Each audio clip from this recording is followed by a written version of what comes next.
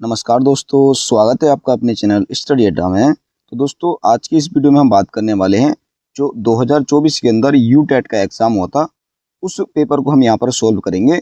और इस वीडियो में हम क्या करने वाले हैं, सिर्फ सीडीपी के जो 30 क्वेश्चंस हैं उनको डिस्कस करेंगे, क्योंकि हम subject wise subject paper solve करेंगे। तो स्टार्ट कर लेते हैं। तो आप यहाँ पर देख ही रहे हैं कि यहाँ पर डेट लिखी है कि 24/10/2024 यानी कि 24 अक्टूबर को ये एग्ज़ाम हुआ था यूटेट का पेपर। ये जो सेट है ये सेट बी है। यहाँ पर समय जो होता है आपका 2.5 घंटे का दिया होता है, 2 घंटे 30 मिनट समय होता है, ठीक है। और 150 नंबर का ये क्वेश्चन होता है।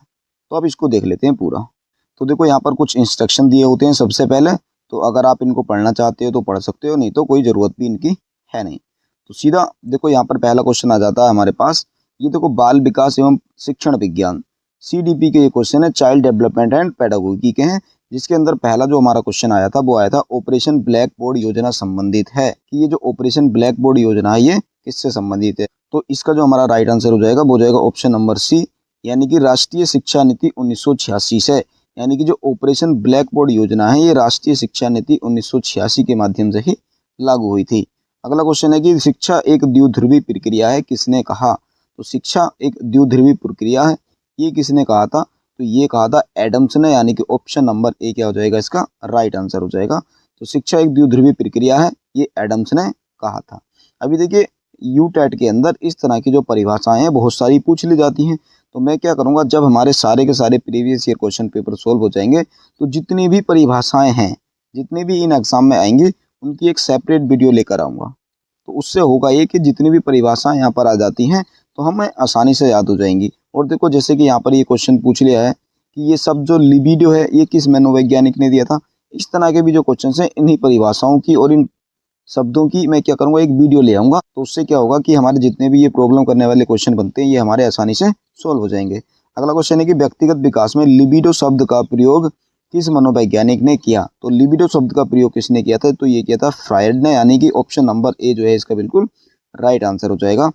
अगला क्वेश्चन है कि व्यक्तिक भिन्नता का कारण है। तो व्यक्तिक भिन्नता का क्या कारण है, तो व्यक्तिक भिन्नता का जो कारण हो जाएगा वो कौन सा हो जाएगा। तो देखिए, आनुवंशिकता का प्रभाव, ये भी बिल्कुल सही हो जाएगा। वातावरण का प्रभाव, ये भी सही हो जाएगा। मानसिक विचारों का प्रभाव, ये भी सही हो जाएगा।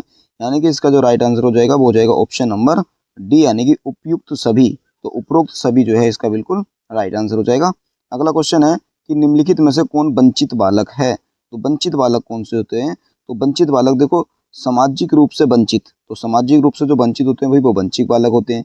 बाकी सांस्कृतिक रूप से ही वंचित बालक होते हैं। इसका मतलब उपरोक्त तो दोनों जो हैं ये इसका बिल्कुल राइट आंसर हो जाएगा। अगला क्वेश्चन है कि मानकीकृत परीक्षण के गुण हैं।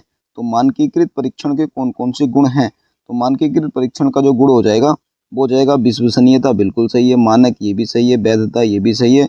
इसका मतलब ऑप्शन नंबर डी, यानी कि ये सभी क्या हो जाएगा इसका बिल्कुल राइट आंसर हो जाएगा।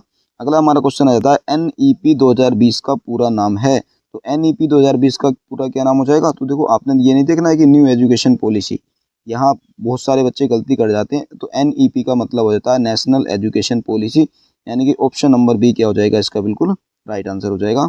अगला आता है कि मनोवैज्ञानिक ब्रीजेज के अनुसार जन्म के समय कौन सा संवेग होता है। तो जन्म के समय कौन सा संवेग होता है ये हमने बताना है। तो जन्म के समय जो संवेग होता है वो होता है उत्तेजना, यानी कि ऑप्शन नंबर ए क्या हो जाएगा इसका बिल्कुल राइट आंसर हो जाएगा। अगला हमारा आता है कि CCE का पूरा नाम है। तो CCE का पूरा नाम क्या है, ये तो हम पढ़ते ही हैं कि कंटिन्यूअस एंड कम्प्रीहेंसिव इवेल्युएशन, यानी कि ऑप्शन नंबर बी क्या हो जाएगा इसका बिल्कुल राइट आंसर हो जाएगा। और यहाँ से बहुत सारे क्वेश्चन बनते ही बनते हैं। तो यहाँ पर फुल फॉर्म पूछ लिए तो बहुत बहुत सिंपल क्वेश्चन भी यहाँ पर पूछे जाते हैं।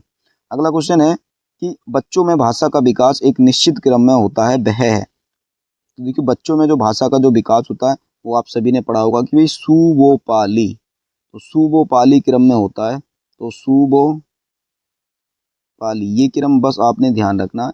अब सुबोपाली भाई यहाँ से क्या हो जाएगा आपका सुनना हो जाएगा। सु से क्या, इस वाले सु से क्या हो जाएगा, ये आपका सुनना हो जाएगा। बू से बोलना हो जाएगा। पा से पढ़ना हो जाएगा। ला से लिखना हो जाएगा। ठीक है। तो सुबोपाली, यानी कि इस तरह से हम देखेंगे तो ऑप्शन नंबर बी क्या हो जाएगा हमारा बिल्कुल राइट आंसर हो जाएगा। अगला हमारा है कि क्रोध एवं भय प्रकार हैं। तो क्रोध एवं भय किसके प्रकार हैं, तो ये हो जाएंगे हमारे संवेग के, यानी कि ऑप्शन नंबर बी इसका राइट हो जाएगा। अगला आता है कि मैस्लो के अनुसार अभिप्रेरणा से संबंधित निम्न स्तर की आवश्यकता कौन सी है। तो निम्न स्तर की जो आवश्यकता हो जाएगी वो हो जाएगी हमारी दैहिक आवश्यकता। बाकी ये जो अन्य आवश्यकताएं जैसे संज्ञानात्मक है, सौंदर्य बोध है, आत्मसिद्धि है, तो ये क्या है, उच्च स्तर की प्राथमिकताएं हैं। जबकि जो ये जो दैहिक आवश्यकता है ये क्या है, थोड़ी निम्न स्तर की है। अगला जाता है कि व्यक्ति वंशानुक्रम एवं वातावरण की उपज है, ये कथन किसका है। तो यहाँ पर कथन पूछ लिया जो कि सबसे टफ रहते हैं, जबकि ये जो कथन दिया था ये दिया था वुडवर्थ ने, यानी कि ऑप्शन नंबर बी क्या हो जाएगा इसका बिल्कुल राइट आंसर हो जाएगा।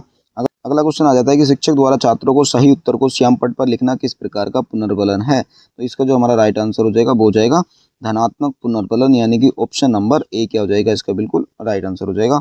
अगला क्वेश्चन है कि किस बाल मनोवैज्ञानिक विशेषज्ञ ने शैशवावस्था को सीखने का आदर्श काल कहा था।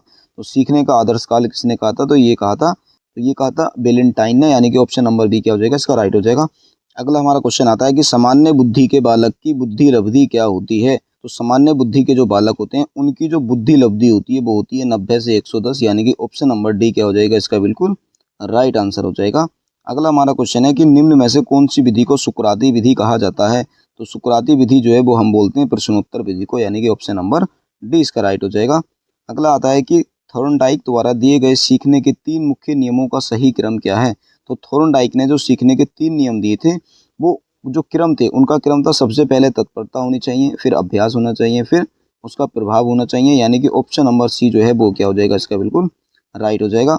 अगला आता है कि सीखने का सबसे उपयुक्त अर्थ है। तो सीखने का जो सबसे उपयुक्त अर्थ होता है वो होता है व्यवहार में परिवर्तन, यानी कि ऑप्शन नंबर बी क्या हो जाएगा इसका बिल्कुल राइट हो जाएगा। अगला क्वेश्चन आता है कि CWSN का संबंध है। तो CWSN का जो मतलब हो जाएगा वो हो जाएगा चिल्ड्रन विद स्पेशल नीड्स, यानी कि चिल्ड्रंस विद स्पेशल नीड्स आप यहाँ से समझ सकते हैं, चिल्ड्रंस विद स्पेशल नीड्स यानी कि विशिष्ट आवश्यकता वाले बच्चों से हो जाएगा, यानी कि ऑप्शन नंबर बी क्या हो जाएगा इसका बिल्कुल राइट आंसर हो जाएगा। अगला है कि किसने प्रयत्न एवं भूल का सिद्धांत दिया था।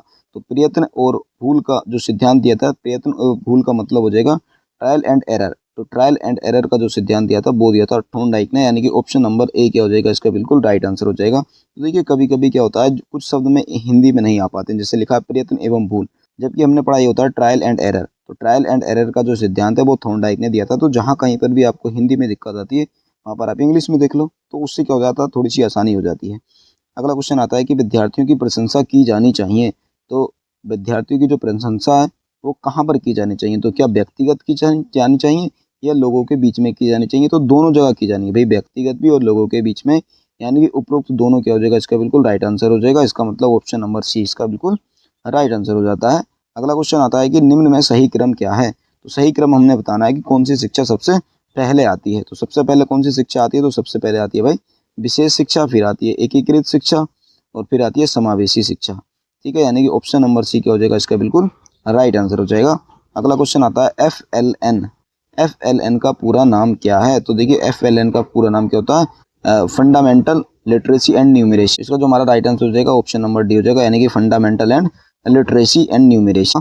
अगला है कि आप अपनी कक्षा में परिश्रम से पढ़ाते हैं तथा बालक भी ध्यानपूर्वक पढ़ते हैं, परंतु कुछ बालक शीघ्रता से सीखते हैं तथा कुछ बालक धीरे धीरे। इस समस्या का कारण क्या हो सकता है।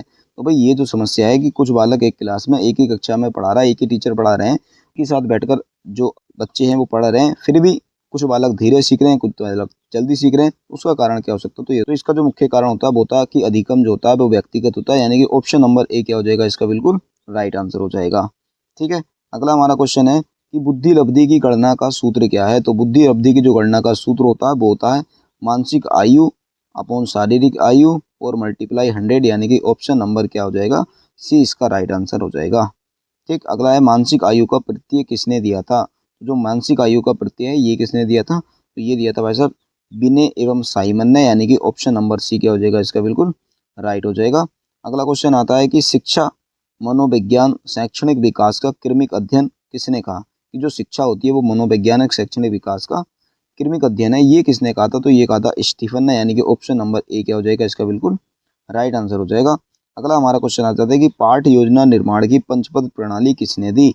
तो पाठ्य योजना निर्माण की जो पंचपद प्रणाली है वो किसने दी थी, वो दी थी हर्बर्ट ने, यानी कि ऑप्शन नंबर बी क्या हो जाएगा इसका बिल्कुल राइट आंसर हो जाएगा। और देखो आप सभी को पता ही है कि भाई CDP के 30 क्वेश्चन यहाँ पर आते हैं, और ये जो है अब 30वां हमारा क्वेश्चन आ चुका है। इसमें लिखा है कि निःशुल्क एवं अनिवार्य बाल शिक्षा का अधिकार अधिनियम संसद में कब पारित हुआ था। तो ये जो अधिकार है ये संसद में कब पारित हुआ था, ये हमने बताना। तो देखिए, ये जो अधिकार है निःशुल्क एवं अनिवार्य बाल शिक्षा का अधिकार, ये जो संसद में पारित हुआ था ये होता 4 अगस्त 2009 को, यानी कि ऑप्शन नंबर जो सी है वो इसका बिल्कुल राइट आंसर हो जाएगा, 4 अगस्त 2009। और देखिए हमने क्या किया है आज की इस वीडियो में, ये जो सीडीपी के 30 क्वेश्चंस थे 2024 के क्वेश्चन पेपर में आए थे, उन सभी को डिस्कस कर लिया है। अब देखो हम क्या धीरे धीरे सभी क्वेश्चंस को डिस्कस करेंगे। अभी देखिए जैसे अब इस वीडियो में हमने सीडीपी के 30 क्वेश्चंस डिस्कस कर लिए, तो अगली वीडियो में हम क्या करेंगे, हिंदी के डिस्कस कर लेंगे, इंग्लिश के डिस्कस कर लेंगे, मैथ के डिस्कस कर लेंगे, साइंस के डिस्कस कर लेंगे, सोशल साइंस के डिस्कस कर लेंगे, और इसी तरह से हम डिस्कस करते चले जाएंगे। बस अब जिसका जो भी सब्जेक्ट होगा वो अपने सब्जेक्ट के हिसाब से देख सकता है बिना किसी दिक्कत के।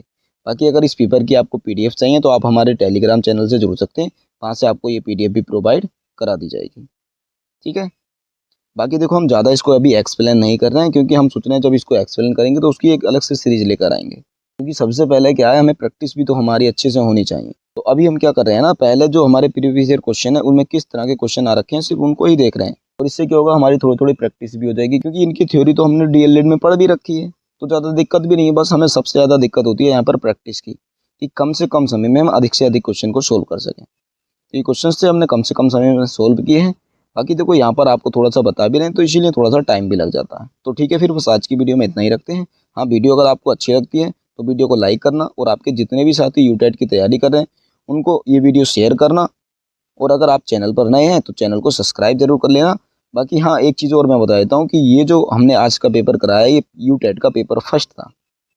बाकी ये सभी के लिए इंपॉर्टेंट है, चाहे वो यूटेट का पेपर सेकंड दे रहे हो या फर्स्ट दे रहे हो, ठीक है। फिर तो मिलते हैं फिर अगले वीडियो में, तब तक के लिए बेस्ट ऑफ लक।